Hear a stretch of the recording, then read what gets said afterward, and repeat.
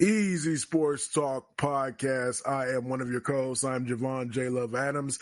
And with me is a man who not only played professional baseball, but he also played in the National Football League for that first Super Bowl-bound team for the Atlanta Falcons. I'm talking about none other than my brother, the author, the motivational speaker, Ed Smith. What is good, my brother?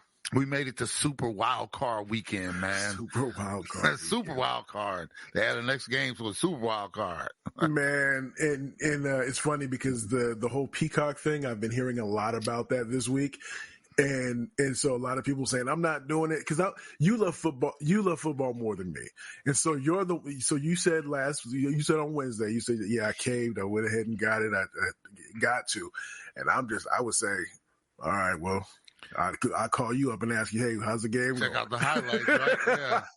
It's really unfair, though, when they start taking your football access away from you and forcing you to pay. I mean, especially when you think about what you go through in a season. You go get the package. That's a few $100s. Then you got to get Prime. Then you got to get this app. Then and it's really is unfair that they continue to ask you to open up your pocketbook.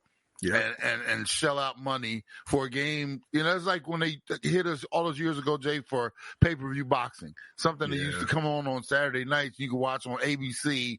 And all of a sudden now it was like you got to pay $100 to watch all these preliminary fights and then a Tyson fight that lasted 37 seconds. It's not fair.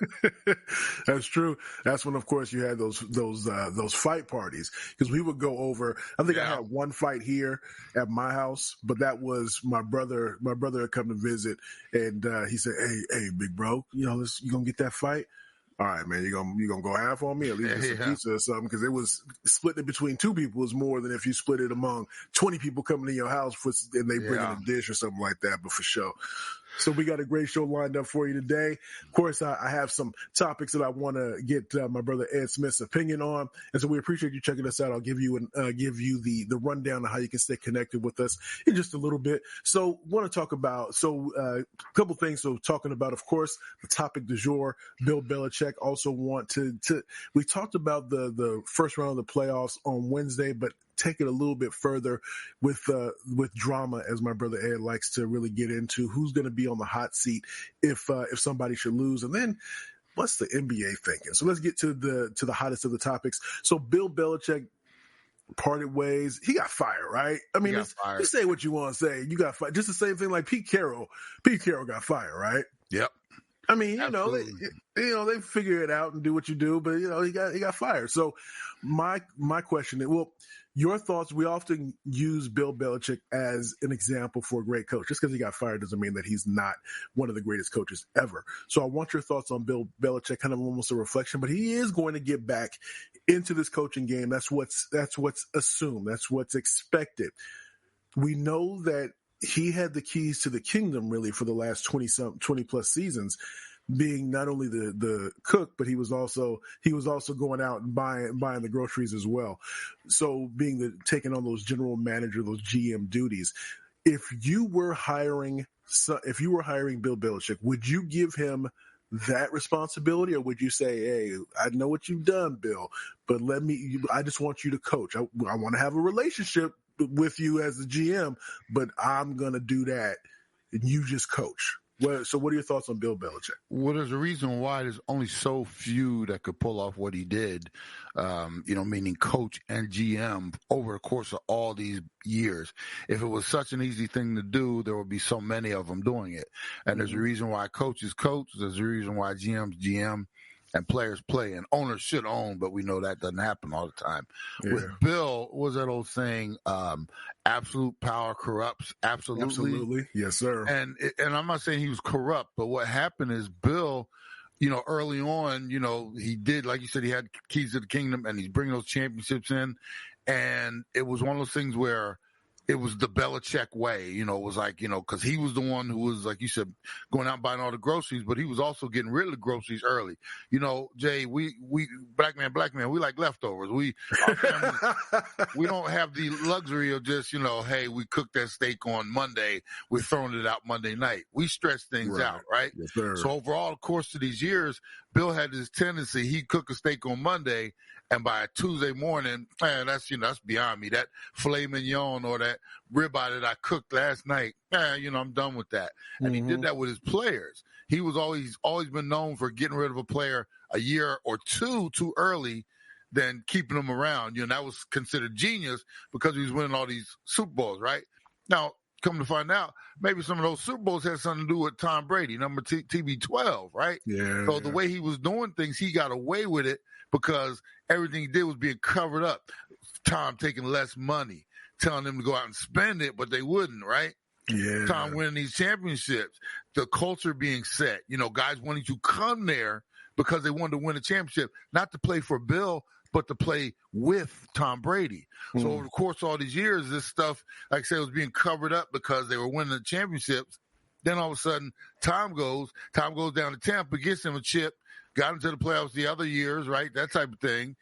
And we started to realize, well, maybe it wasn't the Patriot way. And then some of the other facts, Jay, over the course of all these years, his head coaches, his tree, what does it look like? Everybody going to other places and try to do it the Patriot way, right? Yes, and they went and failed. And it's like, well, how come these guys can't do it like Bill? Well, maybe because they don't have Tom Brady as their quarterback. And maybe because the culture that they're trying to bring over there just doesn't work, especially in today's NFL. So all this stuff that Bill kind of, cultivated, what we're coming to find out was it wasn't all him. It was a lot of Tom. Now, I will say the discipline, the different, the attributes that, he brought as a head coach, the no-nonsense stuff like that. Okay, we'll give him that. But the Patriot way, the Bill way of it's my way or the highway and getting rid of these groceries too early, that was covered up for many, many years by one Tom Brady. And the question now is, can his way of coaching, can he translate that to another organization? And I know you want to ask that question. That's a big question out there right now. And like I said, never played for Bill. He was coming in right when I was kind of going out. But I mean, from everything I heard, guys, they played for the Patriots for the championships, not necessarily because they loved him as a coach in his style. Right. So we're going to have to see that moving forward, what it looks like in other places. Yeah, so what's interesting is you were saying that I came up with a couple of different analogies since I hang out with you for the last handful of years. It's almost like Bill Belichick is Jay-Z, right? So the first 3-4 albums, fire. Then you came up with a Kingdom Come album. Hey, man, I don't know. Are you choosing your beats right? What's going on? And he has a couple of mediocre ones that have been sprinkled in there. And then his last championship was like that 4-4-4 album where, okay, you can do it sometimes, but I don't know if you. And now he just drops a verse here and now, meaning you get a good draft here and there, player here and there, but nothing consistent. Or when it comes to that Patriot way, that father, that parent that still thinks that they can have all the control over their child who's now 21, 22, 23. Well, he ain't 6 or 10 or 15 no more. You don't have that same control. And Tom Brady said, I'm cool. You don't got to tell me to clean my room. I don't even live with you, man. You don't have that control over me. And that can be difficult to acquiesce, to be able to change your stripes, especially when it's something to that extent, I would imagine. Mm-hmm. Absolutely. And, I think one of the things, and you talk about like with Tom wanted to break out and show, and I think he did it. And it was almost like you bring up the analogy of a child, Jay. The child went away to college and he rebelled a little bit because Tom got away and all of a sudden he was down there with our boy, Bruce Arians. Bruce Arians, BA, and it was like, well, it's okay to have a drink at 5. It's okay to, leave a little early and do it. And Tom kind of went down there and showed that, hey, I can have a little fun. And he brought Gronk down there, and Gronk got a chance to show out. Gronk went out there and was just like, all them years playing under Bill, now mom and dad, I can't tell me what time to go to sleep. I can eat what I want to eat, drink what I want to drink. And it was kind of like Tom went down there almost to show everybody, us, and show Bill, I can, do this without you, and it wasn't all you. And I think that was kind of – and then you look at the record, Bill's record over the – because the only thing that changed for the most part was Tom left, and he took all his friends with him and friends that wanted to come over and play with him at his house. Yeah. And we saw Bill's not good at going to find the talent without Tom. He's not good at, drafting the talent. We've seen that. Yeah. And, I mean, think about it. How many, over the course of the 24 years, Jay, how many Pro Bowlers did they actually draft there in New England? Everybody was a free agent from somebody else's organization, even all the greats. They were from somewhere else that he went, cherry-picked, brought in, and then as soon as he was done with him, he's done with him, But you don't have any guys that they've drafted and spent their entire career there other than Tom.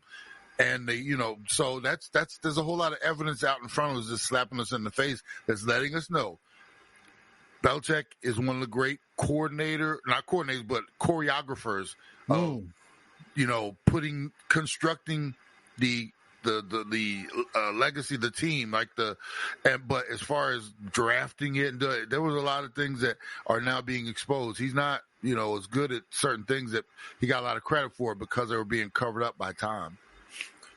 Easy Sports Talk Show. He is Ed Smith. I am Javon Adams. So let's get into this. So because you love drama and you love all kinds of chaos and confusion, this super playoff, super wild card weekend. Super wild card weekend of these games, because there's some coaches that are out there, right? So, or just maybe some coaches that are on the hot seat, even if they're in the playoffs. Is there one coach that, should he lose this first round matchup, that he is the hottest of the hot seat? It might find the door? Because I think, I'll let you go first. I think I can think of one that comes to mind already.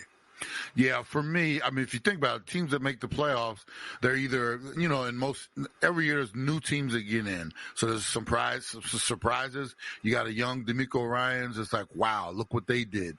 Then you got, Shanahan in San Fran and Harbaugh with the Ravens is like, well, you better get in, but not necessarily because your seat is hot, but you got all that talent. Now the expectations are, it's not necessarily Super Bowl or bust, but it's at least get to the NFC or AFC championship game, get to the big game. If you lose, there's no shame in that, but you should be up there, right? Then there's a couple teams like, damn, how the hell they get in there? Tomlin. You look at Bowles over in Tampa Bay. Both of those teams was like, if you get I think Bowles, we said it earlier in the season that he looked around and said they started winning because everybody thought they were just going to be garbage. He said, well, I'll be damned. How about that? Yeah. Then there's a dude, man, that constant pressure all the time because of where he coaches and that star on the helmet and the dude that's always running his mouth, meaning the owner. And I'm reading a quote. They were asking him about McCarthy's future, and Jerry was like, we'll see how each game goes. Almost like he's leaving the door. Well, this is phase one. If we don't get to phase 3, meaning it ain't not going to be acceptable to just get to the wild card and lose or even get to the NFC Championship game. I only got a few years left here. We need to either win a Super Bowl or I need to go find somebody who's going to win me a Super Bowl. And it's almost like, Jerry, that clock is ticking, and regardless of what McCarthy does in the regular season, you imagine if they let Green Bay come over there and win against them, and it's over just like that. This is the thing about the playoffs, bro. Yeah. It's final. Yeah. Well, I've been there when, all these expectations, and all of a sudden, before you know it, the game's over and it's like, all right, well, we got final meetings tomorrow and, we got to travel back home and, we'll see what the offseason brings. It is final. It's not a 7-game series where, okay, we're going to go get them tomorrow and we got to turn this around, So the finality of everything can cause people to go crazy. And Jerry is at that point where it's either that man ain't got too many. You look at Jerry, he ain't got 10, 15 years left on this earth if you ask me. So he's thinking, I need to get me one of these chips. It's been 30 years, and he's been talking all this stuff. And Mike McCarthy, you go and mess around and lose against Green Bay coming in there and not even get to the divisional round or NFC championship game or my Super Bowl that I want. You go ahead and you see how hot that seat can get, or how all it's going to take, Jay, is the right reporter to ask the right question and let Jerry go. It's like one of them dolls. You pull the string, boy, you get that right question out there, and let Jerry go. And before we know it, Mike McCarthy might be cleaning out his office. So, bro, that's my man. I didn't mean to run long on that, but no, you good. You a fool for that. I was thinking, and you probably win this one. You probably win between your choice and mine. But I was thinking Sean McDermott from Buffalo, because the expectations really, that window, it's closing on the Buffalo Bills, and so I think if he doesn't get it done, then if they go out in the first round, then that's because every year they have these Super Bowl aspirations, and they have enough talent. They have the quarterback that should be able to get them there, as long as he's not turning the ball over one way or the other. But the point is, I think Sean McDermott, if you look at me, because they could go get a Vrabel maybe, right? Or so there are options that are out there.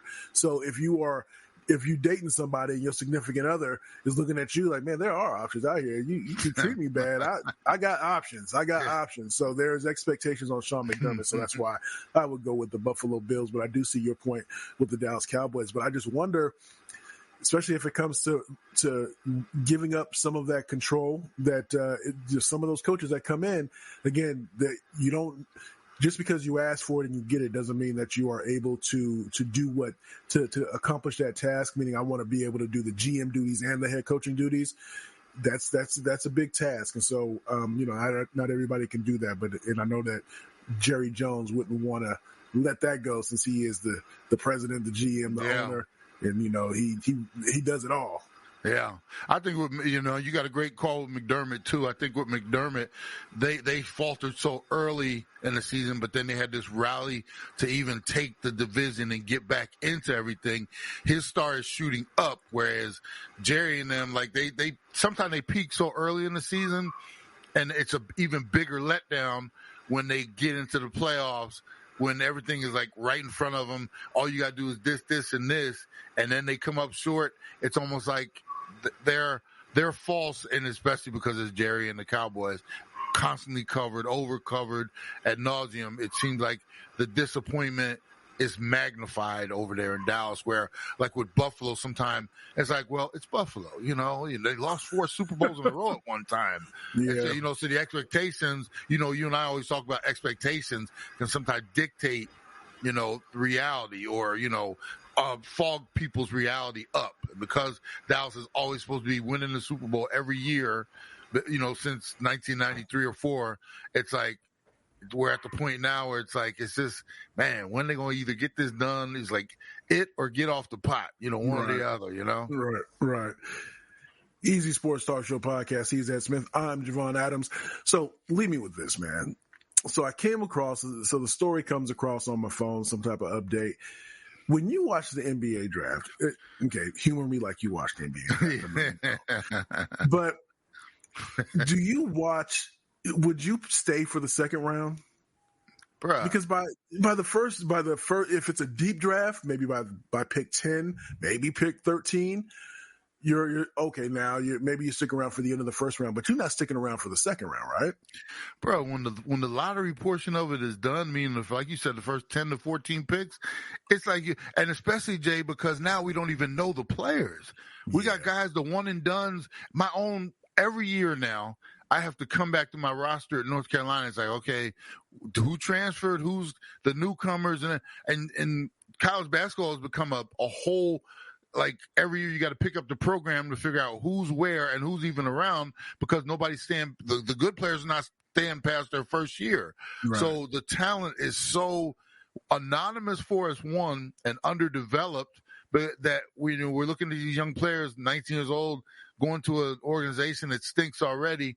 And hey, we'll see you in 3 or 4 or 5 years when you eventually either become a fringe all-star guy, or maybe you'll do something spectacular, a one dunk or something like that opens our eyes. But we don't even know these guys. And now, like I said, so who's going to stick around for the second round, let alone second day of an NBA draft? And that's the thing. So the NBA is exploring, and they're probably going to do it because it comes down to more money. They're exploring making the NBA draft a 2-night event. So the first round would be one night, and the next night would be the second round. But again, because these second round picks, they barely make the team. So why would you stick around for that? It's not as if it's not similar. That would be like watching the NFL draft if it was, we're just going to show you 2 rounds. Okay, which rounds are going to show you? Day 1, we're going to show you round 1, and day 2, we're going to show you round 7. And then nobody's watching round 7. Yeah, and the other thing, Jay, is some of these players, like once they start going international, and it's like, who? From Lovaskovia, it's like, God, they went deep to find this one. People that we don't even know, never even heard of. And, that, like you said, is one thing. Like if in the NFL, you get past the first round, they do it, and then they do the second day, they do like 2 and 3. Yeah. If you're sticking around for the third day in the 7th round, it's like you got a problem, bro. You really, really love the NFL. You need help. Yeah. Yeah. So the fact that they're trying to stretch this one out, it's like, wow, first off, it's only 2 rounds and nobody cares about the second round. The only way that this could work, in my opinion, is if you, instead of letting players leave after 1 year or come into the NBA or make themselves eligible for the NBA after 1 year, make it 2 years. And either you, as soon as you graduate high school, either you declare or you not. If you go, it's almost like a college baseball, right? Yeah. Where you either go into the draft or you go into college, go and play for college, but you're there for 3 years. And then so, okay, then in terms of the baseball world, you get to know some of these players. So I wouldn't go as far as 3, but I would say 2. But then the thing is, if you give a lot of players, because, Ray would be saying, I'm not going to college. I'm going to make myself eligible for the draft. And he wouldn't get drafted. And then he would be out of luck and just sitting there, and you might find him at your nearest Starbucks or Dunkin' Donuts saying, if it wasn't for my coach, I could have been the next star. No, if it wasn't for you getting your eyes getting bigger than your stomach and you just gone to college for a couple of years to see how you progress and then get out there and make your money. But, Man, they need to figure this one out because you talk about making a mistake, bro. It's not. Yeah. Ain't no talk about because people love to throw the ratings in the NBA's face, which I think it's not really fair. It's apples and oranges because there's a smaller amount of inventory when it comes to NFL games versus the NBA. I know the slog of the 82. I get it, but still, when you look at the ratings, so they would bash those ratings like you wouldn't believe because nobody would watch the second round. Nobody would watch. Not even the most avid basketball fan will watch that second round. You know what it is, Jay? It's monkey see, monkey do. The NBA is looking around at the other leagues, man. Everything is based off of football. We know that. Yeah. And we've seen football rotate their draft around now all of a sudden, make it 3 days and the NBA is like, well, we can do that too. It's like, no, you can't do that. Yeah. Everything is. Well, we can. Because we got 2 rounds, one day, 1 round, next day, other round. That's what we do. Here's the other thing I hate, Jay. You'll watch a draft where the Bulls draft somebody at pick 7, right? Yeah. And by pick 13, he's been traded 4 times to 4 different teams. This team has his rights, blah, blah, blah. And it's like, well, I thought the Bulls drafted him. No, they traded him for this and draft consideration, cash consideration, and pick 9, and this and that. And next thing you know, you're like, well, you don't even know the dude got drafted. I don't know who he was. I don't even know where he is now. It's like, what the hell? Indeed. So that is Ed Smith. I'm Javon Adams. We do this thing 3 times a week, Monday, Wednesday, Friday. Go to easysportstalk.com, easysportstalk.com to find out what we're involved in. Every Saturday from 1 to 3 Eastern, we have our terrestrial radio show on SportsMap Radio. Go to sportsmapradio.com, sportsmapradio.com. In the upper right corner, you can click on the little play icon, and then you can play wherever you are, or if you want to listen, if you're not in one of the 98 markets that we're in. Also, we do the Believe in the Arizona Cardinals podcast. The newest one is up and out there in the world there. You can go to easysportstalk.com and check that out, or you can also go to believe.com. You can search Believe in Cardinals. It'll pop up. SiriusXM app, all that good stuff. And of course, as I mentioned, we do this Monday, Wednesday, and Friday, the Easy Sports Talk podcast, and you can search that wherever you find, and you hear my dogs barking in the background, and that's how we do it. So on behalf of the one and only Ed Easy Smith, I'm Javon J. Love Adams, and as we always like to say around this time, are you kidding?